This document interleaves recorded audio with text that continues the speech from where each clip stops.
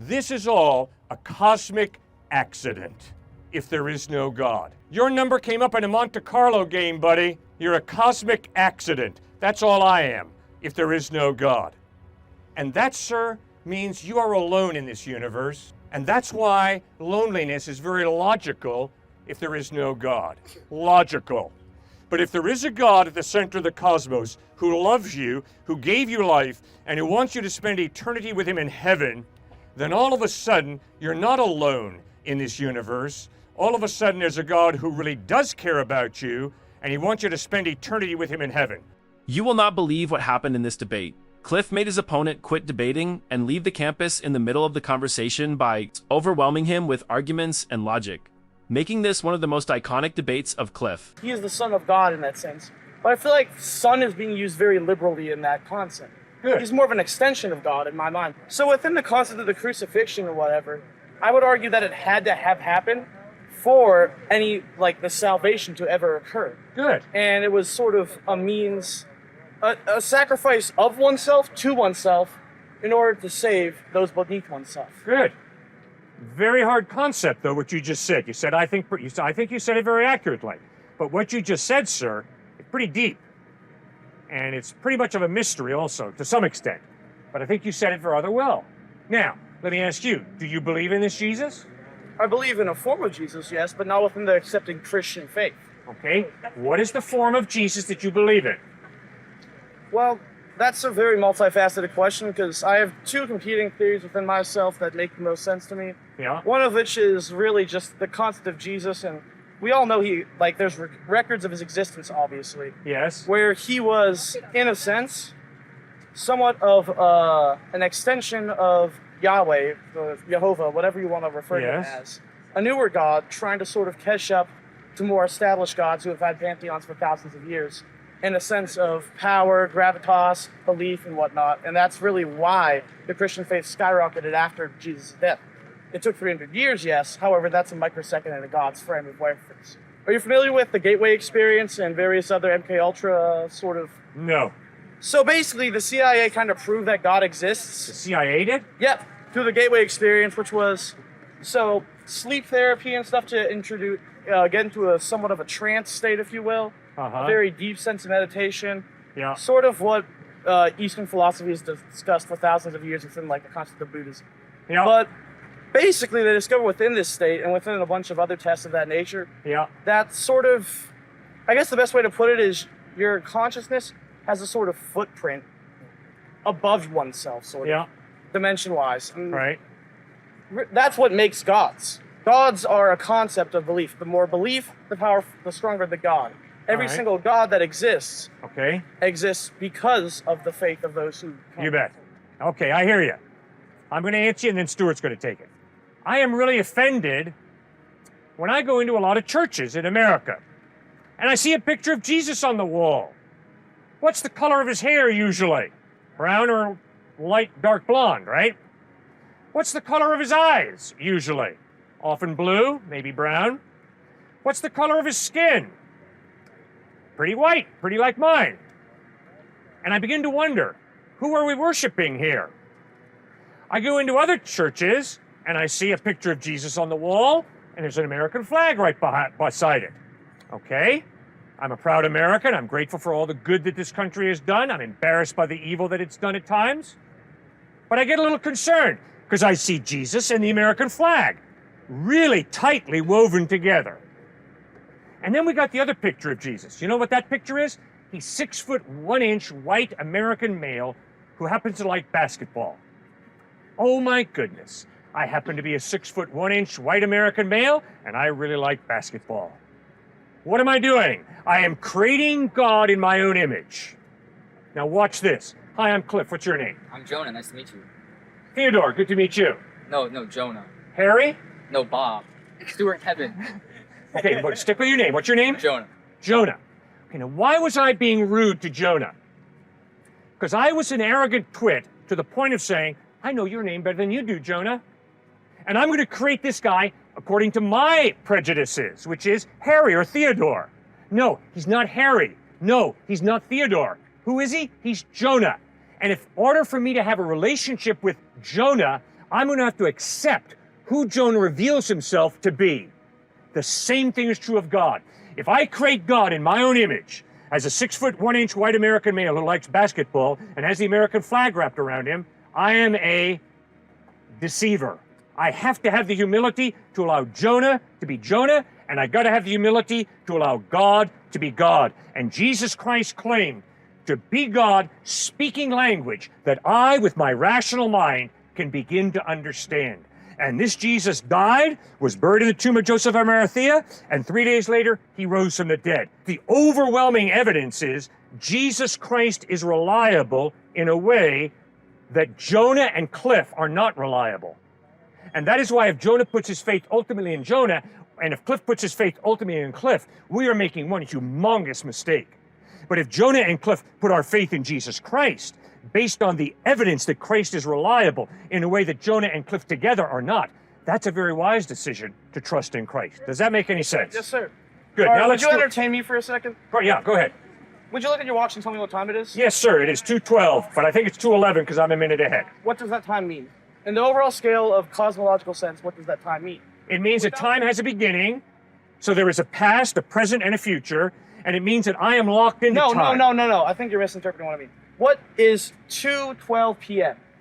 It is a measurement of time. It is an explanation of time. Yes. It's in a framework that we can understand. Without Yes. a clock, you can't really explain time as anything other than things move and they change position whenever you look at them at different points. All right, the way I would express it is there's a beginning and there's an end. And that's why we talk about time. There's a beginning of my day, there's an end of my day. There's a beginning of my life in 1954, May 20th, and there will be an end of my But life. time does not care about that. That is merely Pardon? your perception. That's merely the time, the section of time that has been allotted for your perception, within a sense. With the concept of gods, with the concept of really religion in general, it's just a human way of explaining what that overall concept is. It's the human way of explaining what that higher power is because it is so indecipherable to us. Within that concept, every single religion is simply looking at that energy, that sort of overall thing, all right, within a different lens. It's really Good. just the blind man. It's a bunch of men in a dark room touching an elephant and all talking out a different card. You bet. Okay, now here's why I can't agree with you. Because the illustration I gave you. This is a man with a personality, and he's got a name, and his name is not Theodore, and his name is not Harry. His name is Jonah. And guess what? He has likes and he's got dislikes. He has his own unique character. And if I deny that, if I just create this guy according to my desires, according to my prejudices, if I just mold him into whatever I want him to be, that is so manipulative, it's so dishonest, it's such an abuse of power. But that's what It's religion scary. is. No, it's trying not. to define and mold within your perception No, it's what not. someone is. I did not create Jesus. I did not create Jesus. Jesus was born 2,000 years before I was even born. I am confronted by Jesus, making some incredible truth claims, and he's either lying through his teeth, he's either a liar, or else he is the truth. The same way, this is either Jonah, or he's lying to me. That's a duality. You're basically trying to put a non-binary system within binary constraints, and that is the chief failure of any sort of absolutist take on religion, where you accept your own as true and others as false. You are essentially saying that you're essentially saying that seconds are not true and minutes are the truth. We have minutes. All hail the minute. That is our measurement of time. Seconds are lies by the bastards. They are wrong. They are a failure of perception. That is what you are arguing, essentially. No, it is in the not. elements. This is what I'm arguing. I respect you. That is why I'm listening to you. That is why I'm trying to answer you as intelligently as I am capable of, which is not very intelligent. I know I got a very low IQ compared to many of you, but I respect you. What does that mean? It means I think you're real. It means I think you're true. And you're expressing what you honestly think. And I respect that. And that is why I listen and I respond to you. And I just don't say, oh, so you're claiming to be a follower of Jesus. Because language doesn't mean anything. We just create meaning of language. That's baloney. You and I know English is a language. Logic is something we can use.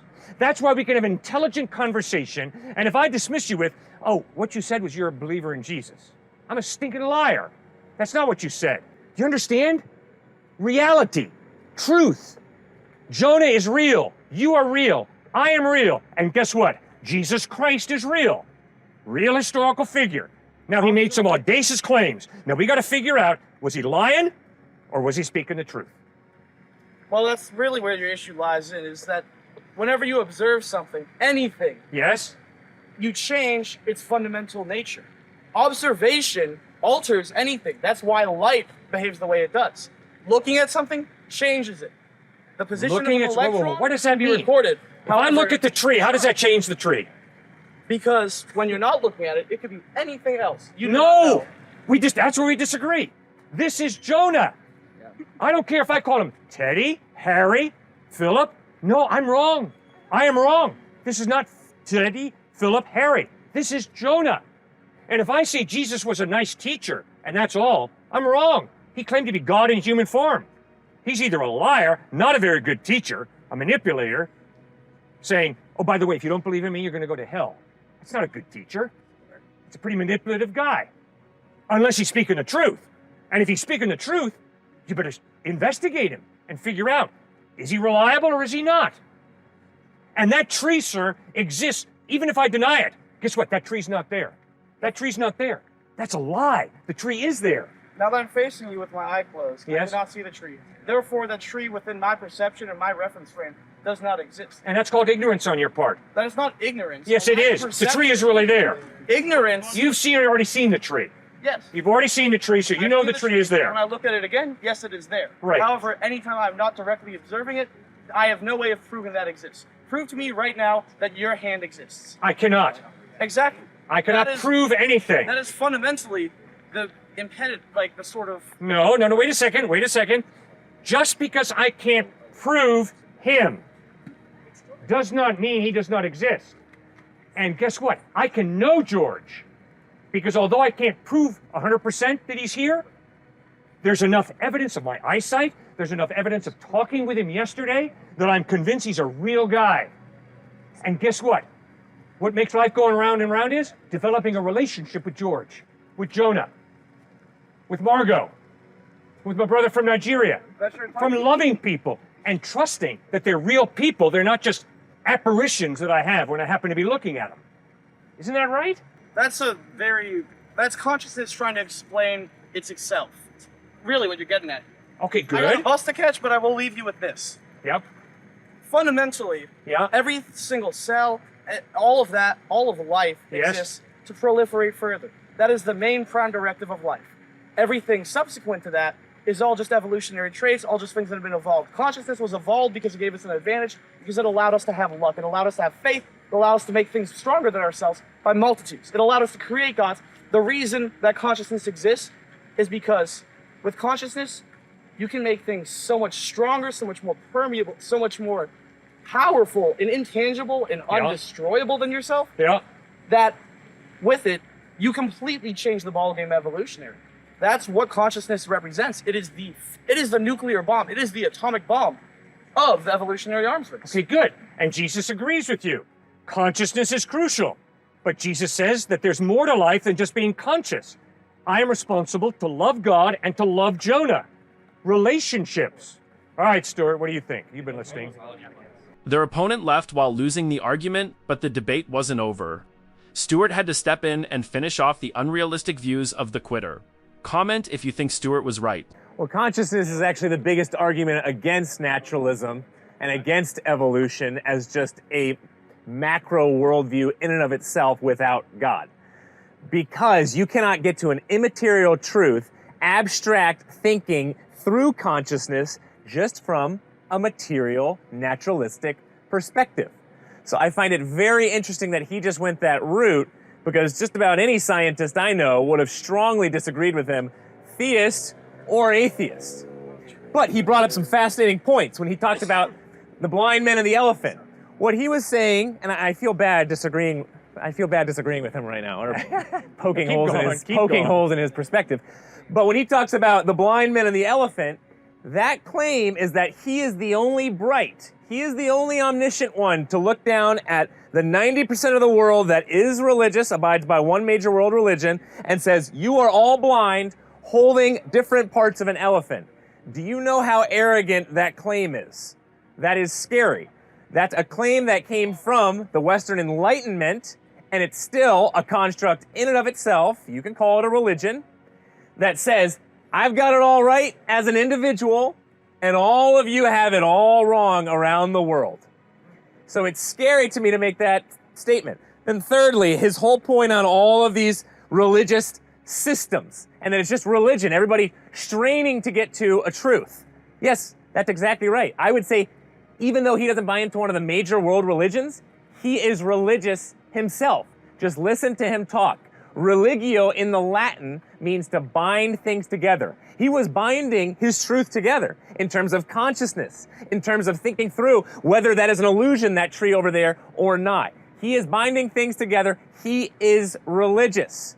And when it comes to religion as just this ethical construct, everybody trying to get to a God, well, yes, you have to weigh the evidence for whether that God actually exists or not. And then get to the point of saying, Jesus.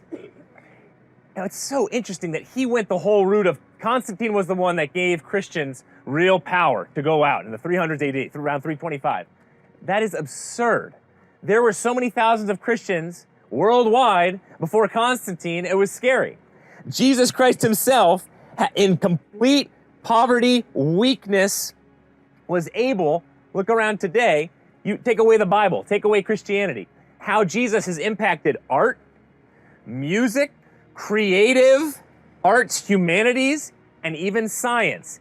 He has influenced all of those fields more than any other historical figure throughout time. He did not have a military. He did not have any type of power. He did not have a nation backing him. He was a complete poor plebeian, and he did this incredible work. So you got to go through evidence for God, evidence through Jesus, his character, his claims, whether he was resurrected from the dead, and then you get to the point of saying, wow, can I believe in Jesus Christ as my closest friend? Can I be a Christian? Not this ethical construct of, oh, we're all just caught up in some religion claiming our truth, and we're all blind, just idiots grabbing different parts of an elephant. That's absurd. I would agree with him. But then lastly, when he talked about consciousness and accessing God in REM deep sleep, sure, you can access God through psilocybin as well. You can have a supernatural experience, all you'd like, just call it supernatural in your conscious state. Okay, that is an argument for the existence of a God. Not the Christian God, not Allah, but some type of immaterial God. He was contradicting himself when it came to consciousness just being connected somehow to the material, because you cannot get consciousness from the material. You can't even get truth, a search for truth, simply from an evolutionary perspective of the strong eating the weak. There's truth outside of materialism. So again, I feel bad debating him when he's not here, but there were so many holes in his perspective, it was scary. And now for the last debate, we have a respectful conversation between Cliffe and a young man about the modern problems of society and how could Christianity solve them. Anxiety is rising, and you can attribute this to the lack of faith or Christianity that's spread throughout the country. But I mean, I hate to have to say it, but correlation doesn't equal causation, and there's a lot of other factors that are a lot more at play in our society at the moment. Number one, infrastructure. It's fairly car-centric. It's hard to get around without owning a car. That's a barrier of entry because of the cost. Right? You also have, rising property prices. You have economic uncertainty. So, I mean, people are anxious for a bunch of reasons. So attribute it to, mainly, wake up, smell the coffee, get on this Christianity train. It just seems, really? Yeah, really. You know why? What? Because Friedrich Nietzsche, one of the most brilliant atheist philosophers, who was a nihilist, pointed out very graphically that if there is no God, this thing called life is a stupid crapshoot. And a brilliant philosopher named Albert Camus, a French atheistic existentialist philosopher, pointed out the same thing. And he pointed out the only question modern man must answer is, why not commit suicide? Why continue to suck wind? If your life is really a cosmic accident, if your birth is an accident, your death is an accident, it obviously means the only thing between those two accidents is your life. Now, you can wax poetic and romantic, and you can tell me, oh no, I've got value, and I have dignity, and that's really cool. But if you're going to be intellectually honest, you're going to have to acknowledge that Camus was right when he said, the only question an atheist has to answer is, why not commit suicide? Why continue to make the effort to live in light of the fact that life is ultimately a crapshoot, meaningless? And that's exactly what the author of Ecclesiastes writes. When in Ecclesiastes in the Old Testament he writes, meaningless, meaningless. Everything is meaningless. Why did he write that? Because he was the richest man in the world. He had 700 wives, 300 concubines. He had just a little bit of sex anytime, anywhere he wanted. But he began to realize this is all a cosmic accident if there is no God. Your number came up in a Monte Carlo game, buddy. You're a cosmic accident. That's all I am if there is no God. And that, sir, means you are alone in this universe. And that's why loneliness is very logical if there is no God. Logical. But if there is a God at the center of the cosmos who loves you, who gave you life, and who wants you to spend eternity with him in heaven, then all of a sudden, you're not alone in this universe. All of a sudden, there's a God who really does care about you, and he wants you to spend eternity with him in heaven. That's a radically different worldview, sir. Well, he did say God is dead. Yeah, he sure did. Yeah, he did. Yeah. But what his main point was is that outside of religion, if religion is dying, then we need some sort of community, because religion is really good at bringing communities together. It's like a good gathering point for community building. But in the absence of God, we need something else to replace that sense of community building, right? And so when we're talking about how an atheist's only question is why not commit suicide, Yeah. I mean, you talked earlier about relationships, the importance of relationships. Yeah. You know, I live to better my world. I may not be Good. a staunch religious person, but Yeah. I want to make the world better for everyone else. Good.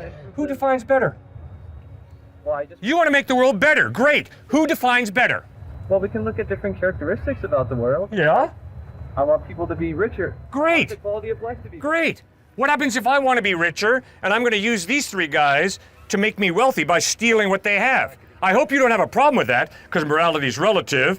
I've got one life. I don't have many more years to live, and they've got money. I don't. I'm obviously not going to get caught. I'm not that stupid. But I will rip them off.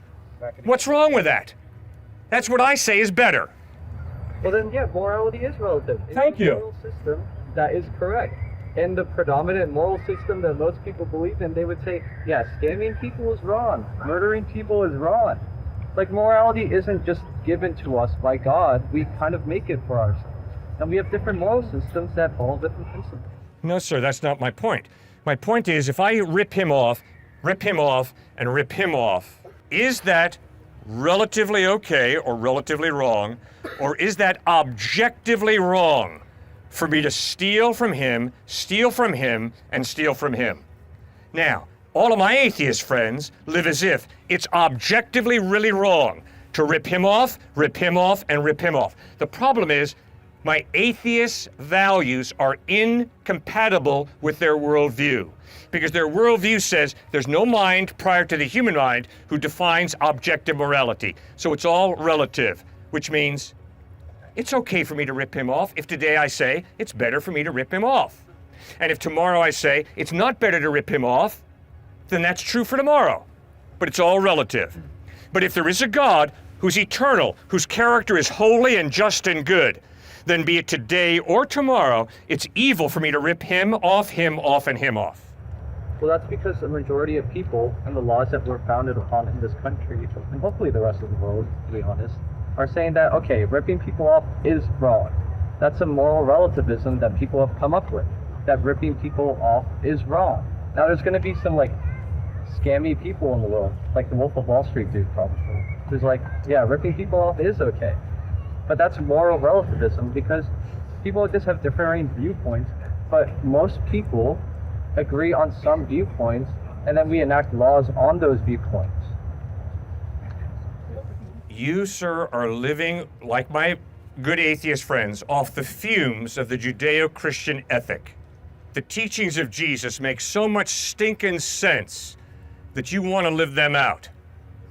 That is why you are an intellectual hypocrite. because you're telling me that morality is relative, but then you're insisting, oh no, but we as a society can make real objective morals. No, sir. If you're black living in South Africa at the time of apartheid, your culture, your society is saying, shut up, black folks.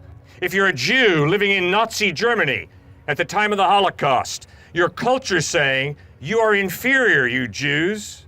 You cannot escape the fact that if there is no God, morality is relative, which means it really doesn't matter what you do with your life. And that is why Dr. Martin Luther King wrote the letter from the Birmingham jail. When all the white ministers in Birmingham were saying, shut up, Dr. King, the great state of Alabama has said, segregation is good. Who do you think you are to challenge the great state of Alabama? And Dr. Martin Luther King from his prison cell in Birmingham, Alabama writes, there is a law above the law of the great state of Alabama. And according to that law, segregation is evil. Obviously, Dr. King was referring to the law of Almighty God. That you and I have an ability to understand, be we atheist, agnostic, theist, Buddhist, Hindu, Christian, Jew, whatever. Because we have a conscience, and that conscience enables us to understand there is a difference between right and wrong. And it's not a matter of taste, like, do you like the taste of asparagus or of broccoli? Which is totally relative. There are real objective morals that your conscience and my conscience allow us to grapple with and to understand. And sir, you as an atheist, if that's what you are, or agnostic or whatever you are, I don't know, but you are arguing for holding on to the moral absolutes of the Judeo-Christian ethic, and Nietzsche pours scorn on you, sir. Nietzsche says you're intellectually dishonest. The morality at the time was relative. To say that genociding Jews was bad, putting gay people, lesbians, all these people in concentration camp was good. Enslaving black people was good, and the morality at the time was relative. But when you're talking about, say, objective truths, and now we can grapple these objective truths based on faith, evolutionarily wise, we tended to stick in herds and communities because that's what allowed us to live longer. That's what allowed us to prosper as a human species when we're talking about evolution. And, those same sense of community is kind of programmed in us. If I hurt this person, that's bad for my community. That weakens the community. If I kill someone, that's bad for my community. So we had these evolutionary kind of echoes of communities. And, strengthening communities. I thought evolution was a survival of the fittest. Well, no. How on earth are you going to get an objective moral, an intangible moral, out of survival of the fittest? And if they have a nuclear bomb, so be it. Or if they happen to have love and compassion, so be it. But please don't tell me that one is right and the other's wrong. If we have the nuclear bomb first and we can blow Hiroshima and Nagasaki off the map in World War II, we got the power.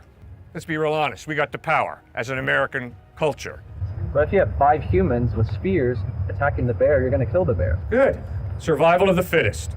Community. The a bear. Human alone wouldn't be able to do that. Oh, okay, great. So the reason you have community is so you can survive.